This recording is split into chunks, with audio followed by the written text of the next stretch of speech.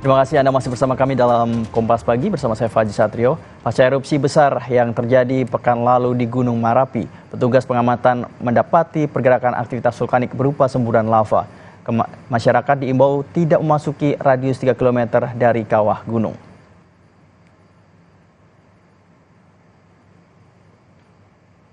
Selain erupsi, petugas pengamat Gunung Marapi di Bukit Tinggi, Sumatera Barat juga mendapati adanya lava pijar di puncak gunung kemarin.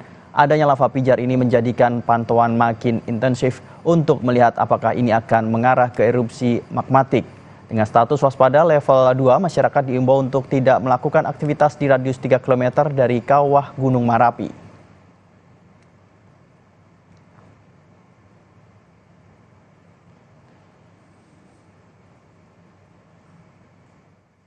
Erupsi saat ini masih terus berlangsung dan pada malam kemarin teramati adanya lava pijar. Kita akan pantau beberapa hari kemudian apakah ini akan mengarah ke erupsi magmatik atau tidak. Tetap kami pantau untuk mengetahui kelanjutan dari erupsi Marapi ini.